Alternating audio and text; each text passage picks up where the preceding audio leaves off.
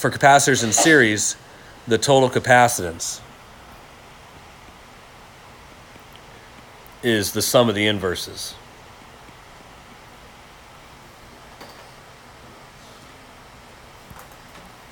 While for a capacitor in parallel, the total capacitance is the simple sum of the individual capacitances.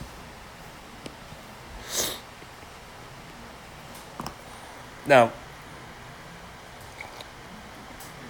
we still have to treat capacitor circuits kind of the same way we would treat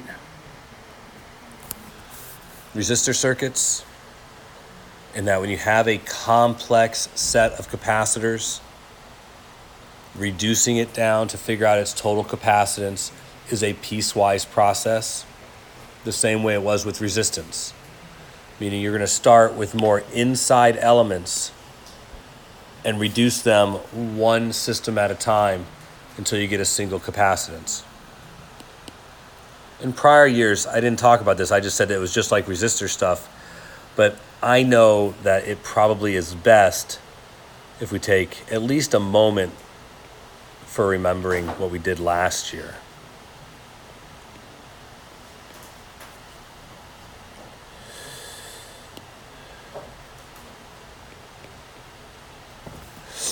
So if I want to break the circuit down, I would have to somehow reduce C2 and C3 first and replace it with some kind of equivalent capacitance. And then I'd be able to take that system and reduce it down to some total capacitance of the system. Piecewise reduction. Now, how many of you would feel more confident before I go on and teach you something new with a practice of a piecewise reduction? Okay. I'll make up a relatively straightforward piecewise reduction and we'll break it down.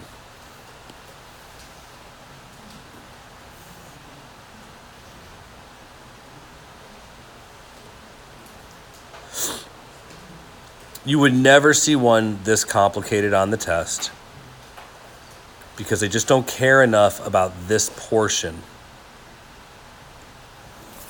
But let's just assume that we get something of this magnitude and this is what they're kind of looking for us to do. All right, so 3 microfarads, 6 microfarads. Let's go with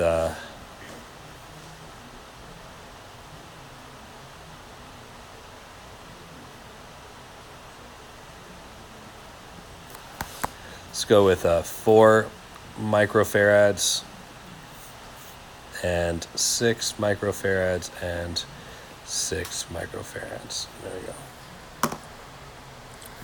All right.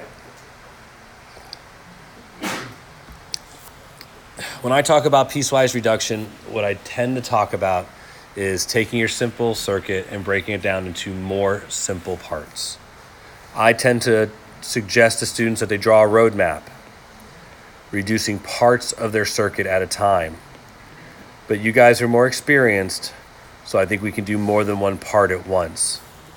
Like I think we could reduce the circuit down in this step to go from what we see here on the left to what we have on the right in one step. And then I think from here, we could probably reduce our circuit down to a simple parallel.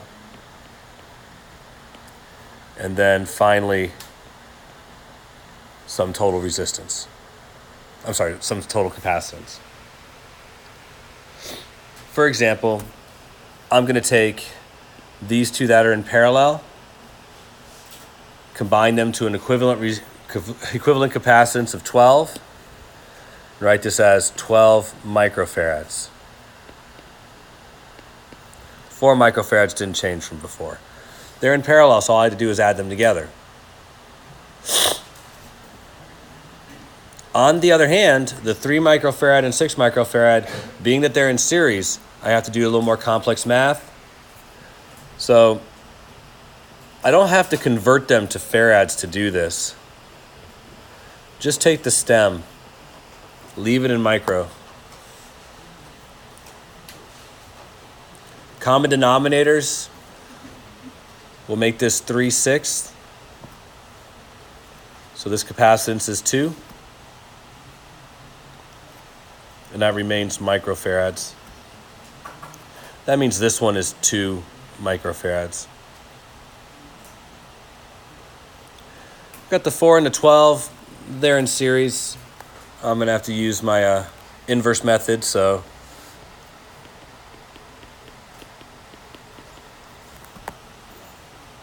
common denominators again. It's going to give me, I think, 4/12. So 3.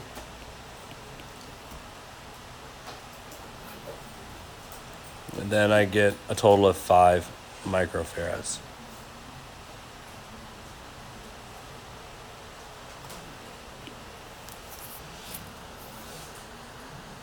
Any question about that? Well, the complete portion of this process is then to take and consider how the system would behave under the action of a potential difference. When you have a potential difference in place, you're going to separate charges on these capacitors and store energy. So if we had connected this system to a 6-volt battery, then the capacitors would have become charged over time.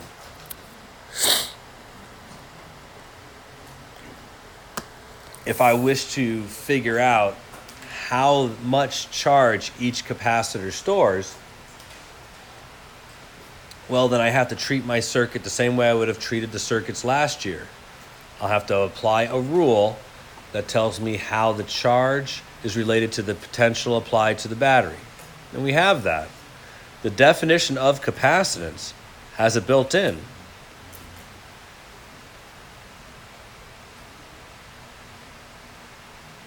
So we can use this to figure out the charge on each capacitor.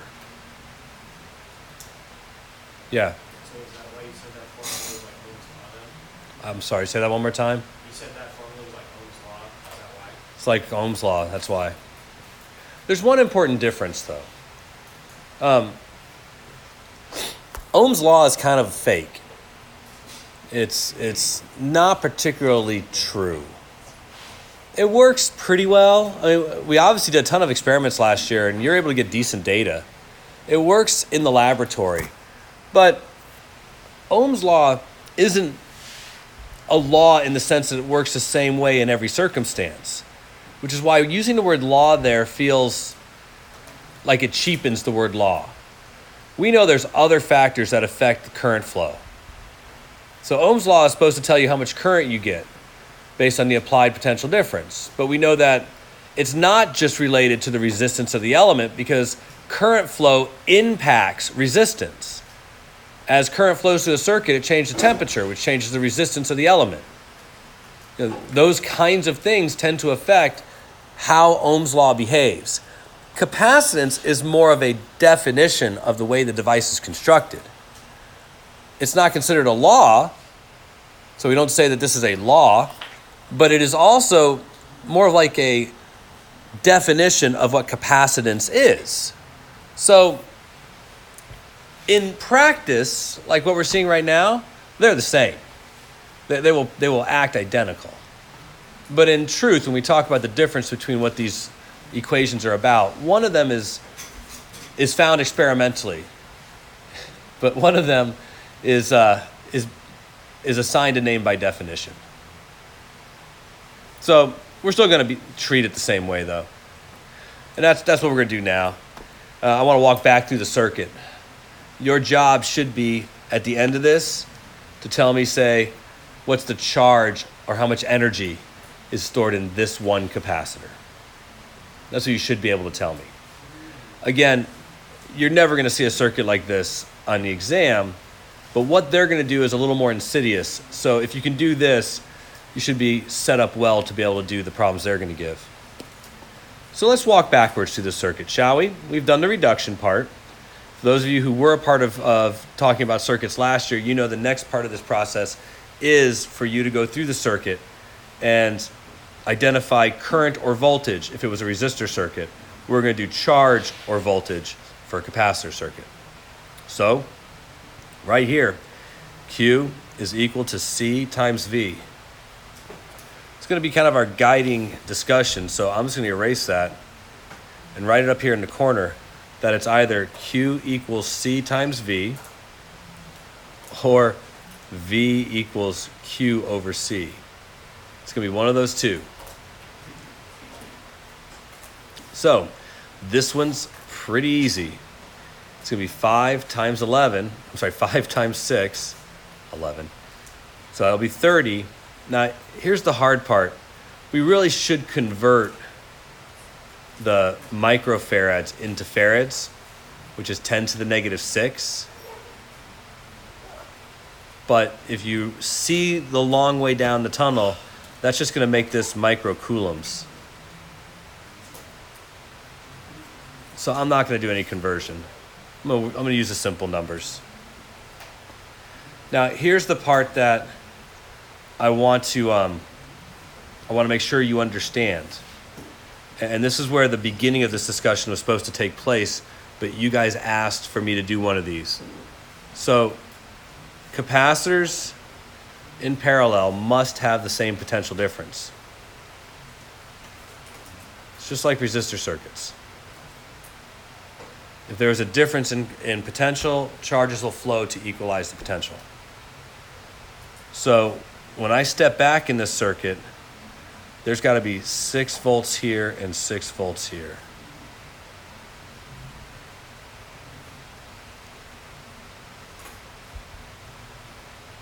Now this means individually they will distribute that total charge of 30 microcoulombs with 2 times 6 or 12 microcoulombs being on that side and 18 microcoulombs being on this side. Still has to add up to be 30.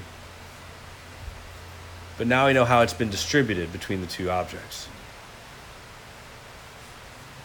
Questions about that? All right. There's no difference on the 2 microfarads, so I'm just going to write my 12 microcoulombs and my 6 volts there.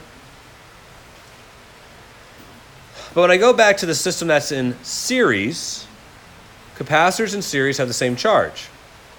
So both of these have 12 microcoulombs of charge. I'm trying to keep the microcoulombs in red. I'm sorry, 18 microcoulombs of charge.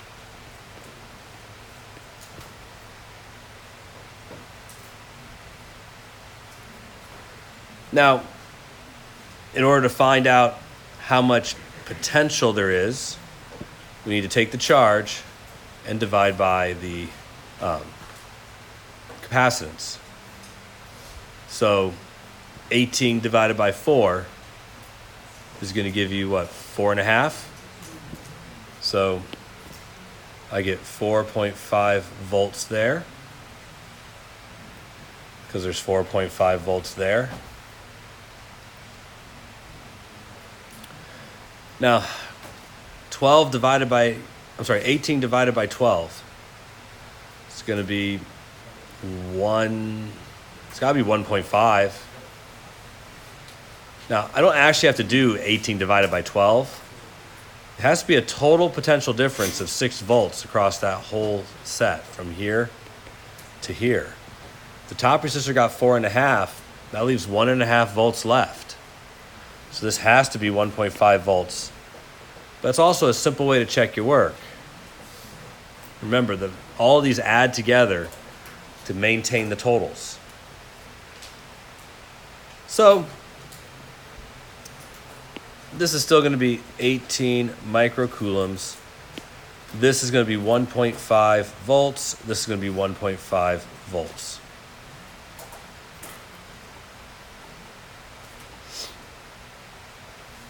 Now, we have to figure out how much total charge there is on each of these two capacitors. Now, we don't actually. I asked you guys to figure out this one.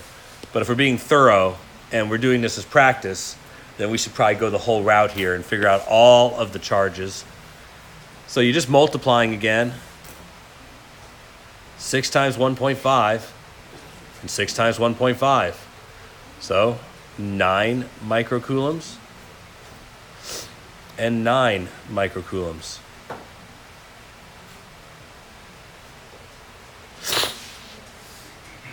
All right, last one. I've got this capacitor being split into 2 that are in series. What gets applied to both of the capacitors in series? What's that? Charge. So 12 microcoulombs here and 12 microcoulombs there. So 12 divided by 3 is going to give me my 4 volts. 12 divided by 6 is going to give me 2 volts. Now, we've solved the circuit. We have found every single voltage and charge on every one of the capacitors. Which brings me to the last thing I need to tell you. Energy stored in a capacitor. 1/2 CV squared. Energy stored in a capacitor. It's 1/2 CV squared.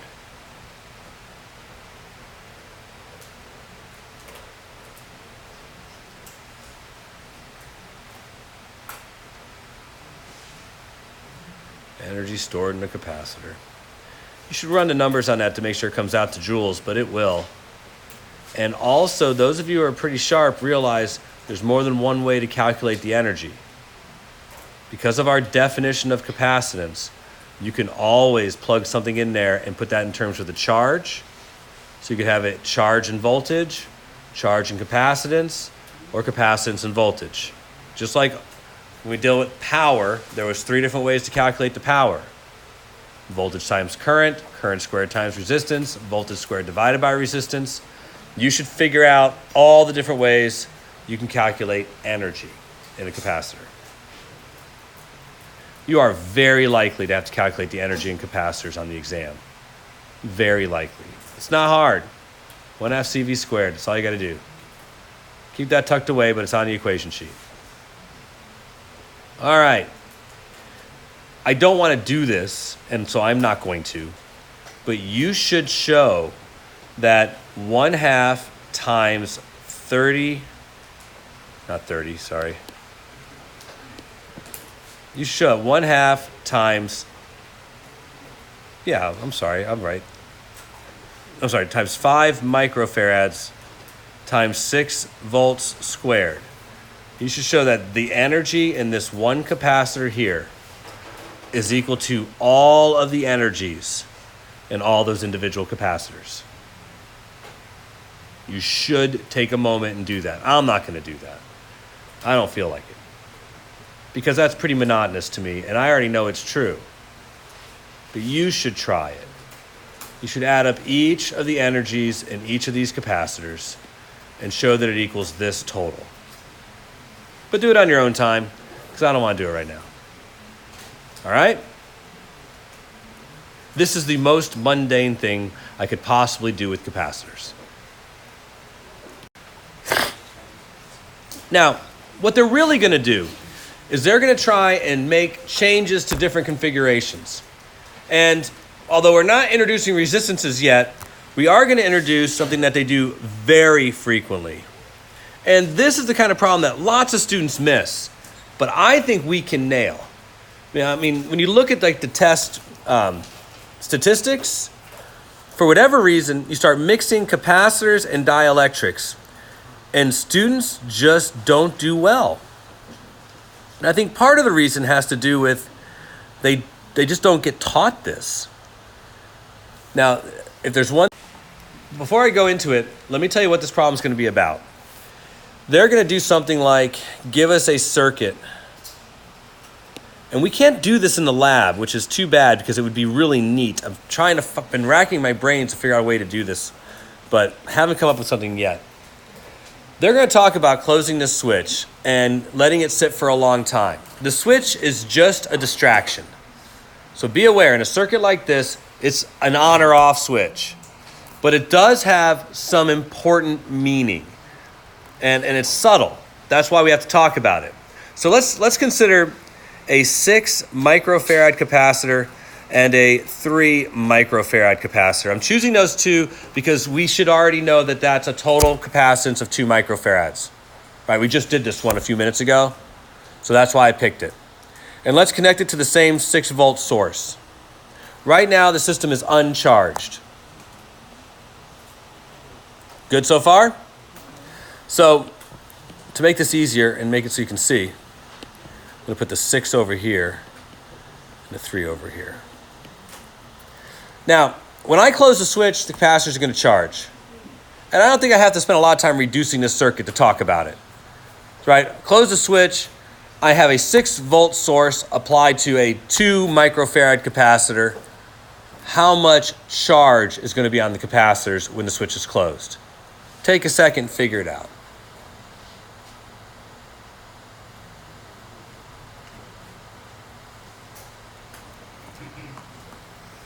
All right, so apparently not. Find something else here. Asgard triangle.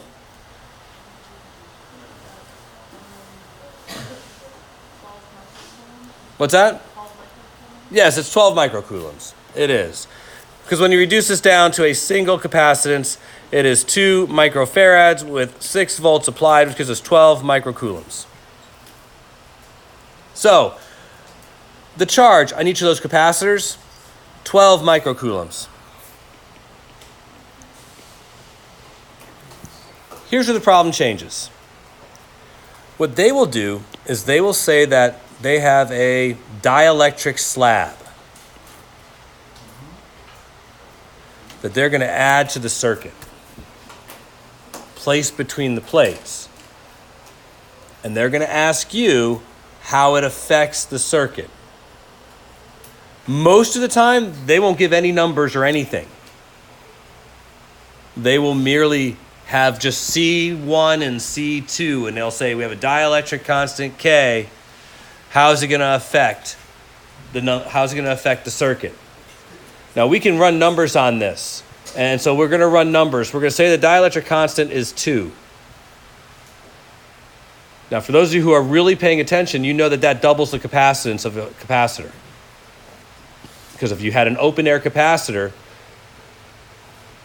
the capacitance of a capacitor looks like that. When we add your dielectric constant, it just scales it. So if they give a dielectric constant, you're just figuring out a multiple of the capacitance. So here's the interesting thing. If we add that dielectric while the circuit is connected, the potential difference is maintained, but suddenly this capacitance doubles. You guys see that? Now, anytime you add a dielectric, it's going to increase the capacitance. But what happens afterwards might not be exactly what you think, because of the inverse relationship and the direct proportionalities that are here. So in this circuit, when I add that dielectric, the 6 suddenly becomes a 12. What happens to the total capacitance of the circuit? Does it increase or decrease? We should see. Our new circuit is now a 12 and a 3.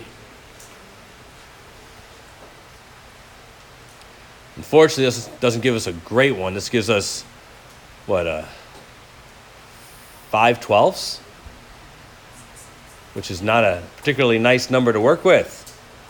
But our new capacitance, 5/12 microfarads. That is a significant reduction in the total capacitance of the circuit.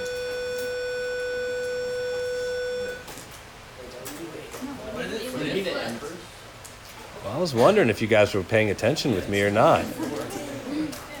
I wasn't sure.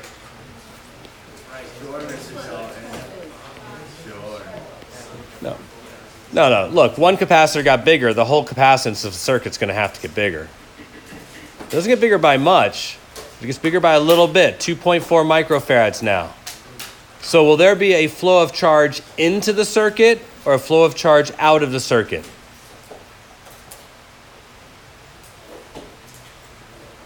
If the capacitance increases, how does that affect the charge?